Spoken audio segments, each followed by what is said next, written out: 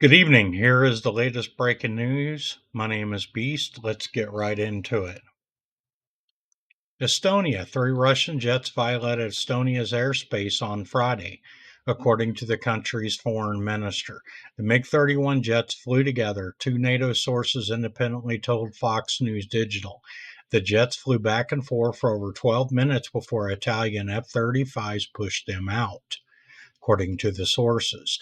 A NATO defense source initially said the jets were carrying high speed air launched ballistic missiles, but that seems to be incorrect, only that they can carry weaponry.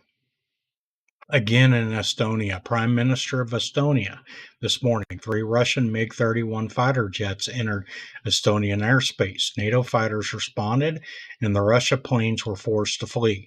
Such violation is totally unacceptable. The government in Estonia has decided to request NATO Article 4 consultations. Now, in the Baltic Sea, Eurofighter Typhoons with the NATO Quick Reaction Alert Detachment stationed at Rostock Liege Airport in northern Germany were launched earlier today to intercept the Russian IL-20M that was operating without a flight plan or transponder signal near NATO airspace over the Baltic Sea. Now, moving on into Ukraine. Ukraine has unveiled the giant underwater drone Toloka TLK-1000, up to 12 meters long with a 2,000-kilometer range and a payload capacity of 5 tons. But no one knows, no one sees that its name is called Triplet C, and here's a visual. According to Null Reports,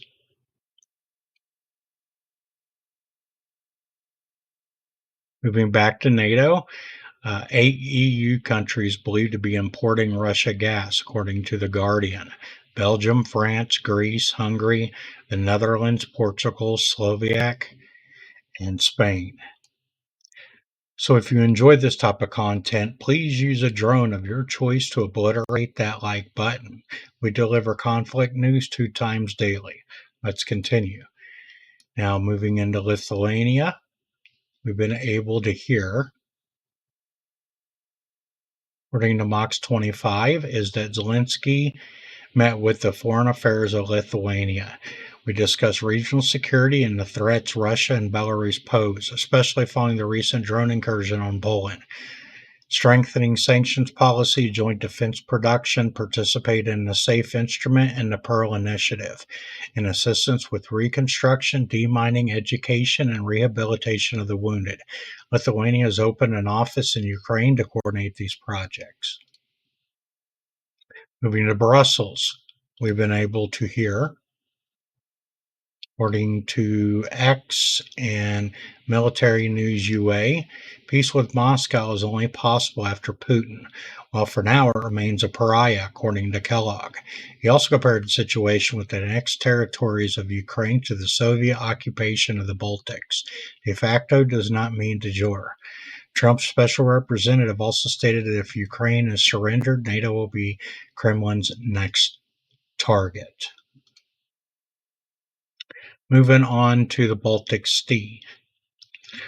After Estonia's recent airspace breach, Poland reported that 2 Russian fighter jets performed a low pass over the Petro-Baltic platform in the Baltic Sea, violating its security zone. Polish armed forces and other authorities were notified immediately. Moving on to Puerto Rico, we have a visual here for you of those events.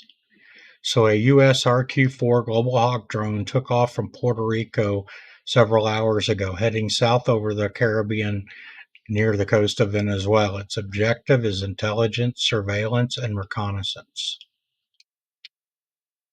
Again, in Puerto Rico, a U.S. Air Force C-7 Globemaster has landed in Puerto Rico, delivering its latest mission cargo.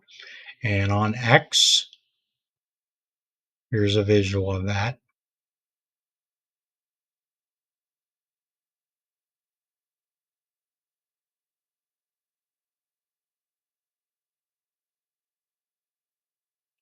Back to the United States. U.S. President Donald Trump plans to deliver a speech at Mount Vernon on Saturday evening, senior White House official says per News Nation. Now moving to Syria. Warplanes were reported flying over the Syrian capital, Damascus.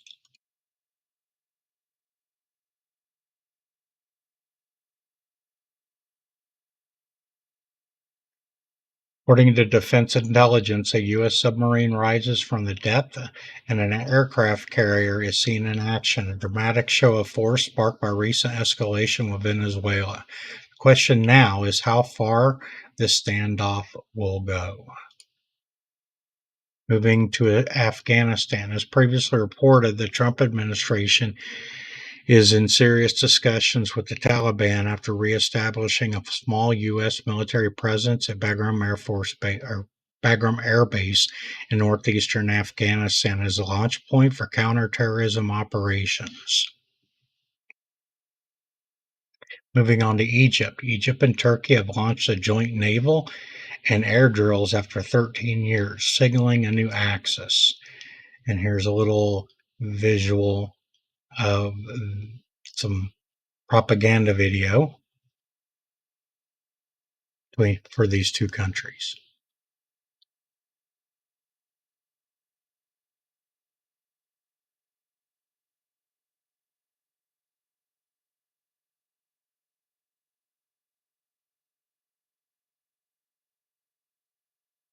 Moving on to Taiwan. Taiwan just committed to $10 billion in U.S. agriculture buys over the next 4 years, including soybeans, corn, wheat, and beef. Moving to Washington, D.C. Trump administration seeks congressional approval to sell around $6 billion in weapons to Israel. Russia closes the airspace over Kapistan Yar training ground from September 22nd at 0 hour to September 27th, 0 hour. Not sure what that means, and I haven't been able to find any information as to what's going on with that. In Moscow, a massive Ukrainian drone attack has been underway on the Moscow region, particularly in the western part. Explosions can be heard in some areas, and Russian air defense systems are active. Back to the Caribbean Sea.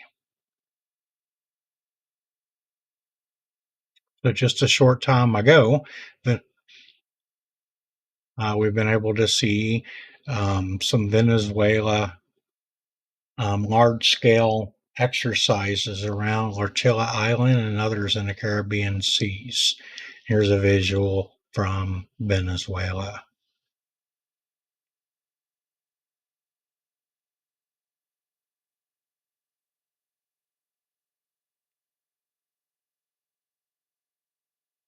Moving back to Russia, so wanted to give a quick synopsis or recap of recent days of sort of what's been happening with Russia and them showing their aggression towards NATO. On September 7th, the Russia spy ship Skanlark seized by German forces in the Kiel Canal for launching recon drones tracking German Navy ship movements. Again on September 7th, one M18 flew into the European Union. September 10th, 19 drones launched into Poland. September 10th, one drone launched into Romania. September 10th, one drone launched into Latvia.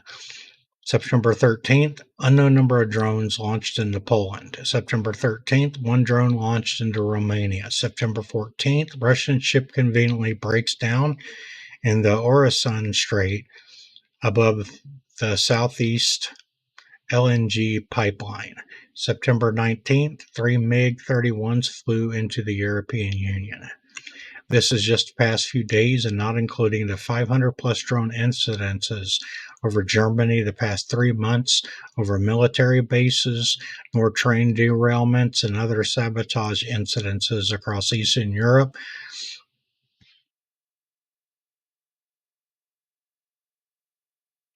So moving back to the Caribbean, some sort of breaking news here. that happened just before I went on. A U.S. strike in international waters killed 3 narco-terrorists aboard a vessel trafficking drugs to the United States, U.S. President Donald Trump said Friday. And as you see, there's that visual of that U.S. strike. Moving on to Saratov, we've been able to report the following via X. Dramatic footage of the Saratov refinery was hit by a Ukraine drone this evening.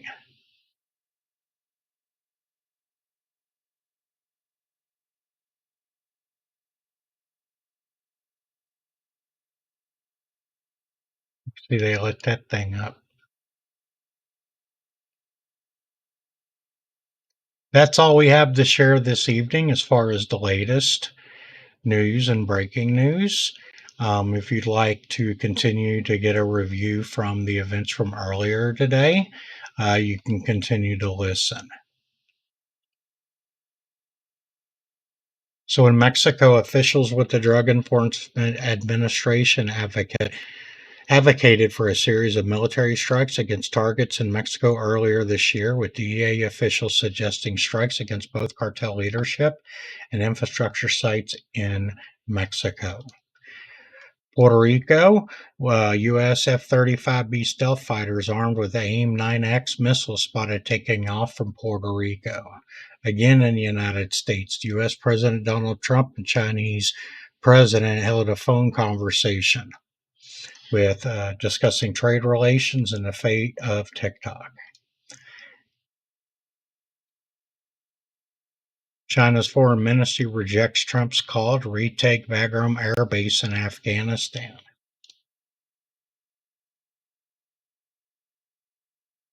According to X,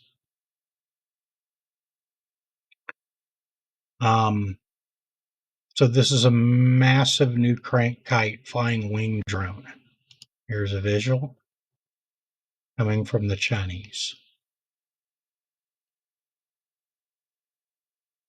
Russia and Vietnam have developed a shadow scheme to pay for weapons through oil and gas revenues to circumvent U.S. and other Western sanctions. Then North Korea. Kim Jong-un went and reviewed developed drones and loitering weapons. Lebanon.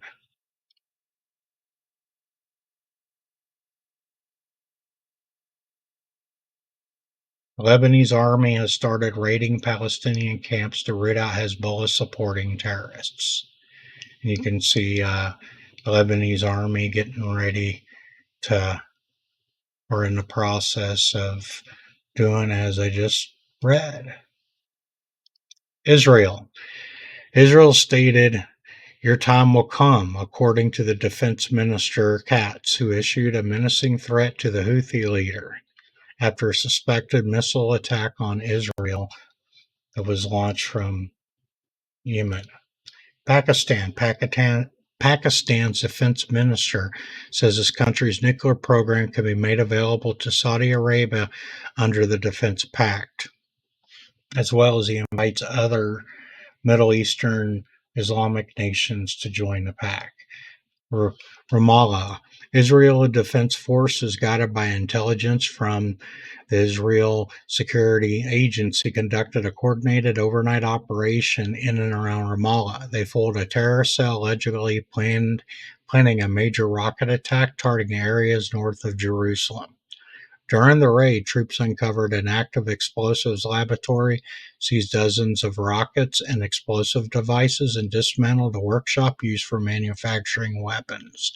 3 suspects were arrested before they could carry out the planned attack. Continuing with Israel, Netanyahu accuses China and Qatar of propaganda war against Israel via TikTok. Gaza.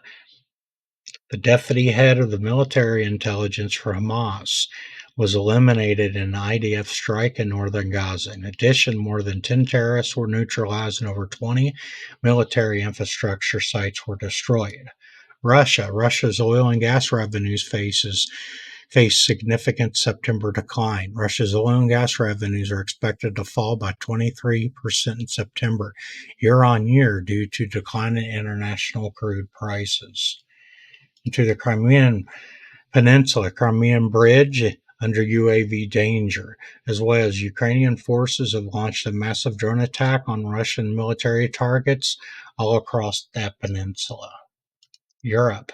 EU proposes banning Russian gas in its 19th sanctions package. Reuters previously reported that the proposed ban should take effect in January 2027, a year earlier than originally planned. Phased out of Russian energy imports, the EU bans the import of Russian LNG to European markets and lowers the price ceiling for oil to 47.6. St. Petersburg was hit, or its airport was hit by their website was hacked. Moscow. Peace negotiations between Ukraine and Russia are currently frozen, with both sides discussing only humanitarian issues. Spain.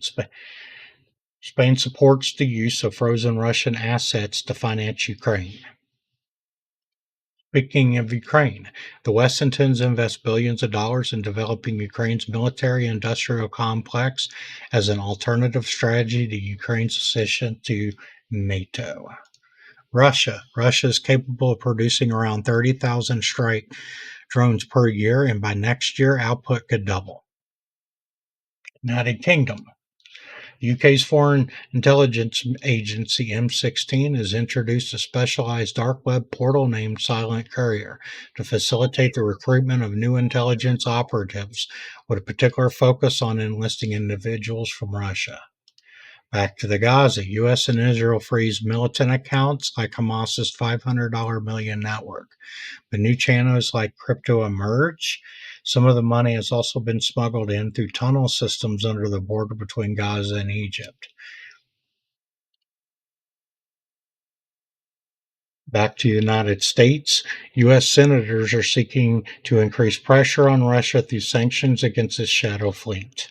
A group of senators will introduce the Shadow Fleet Act, which would expand sanctions against Russia's shadow fleet of oil tankers used to circumvent Western restrictions starting in 2022.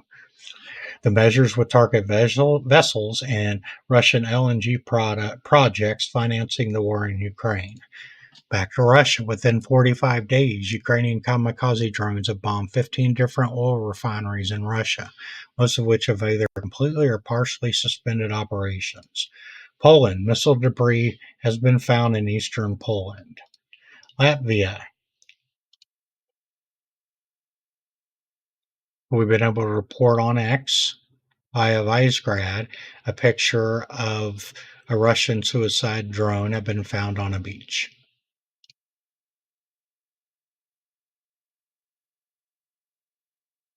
So those are the last of the earlier updates that I thought that were of value for quick review in this particular video. Thank you very much for watching and have a good rest of your night. Peace out.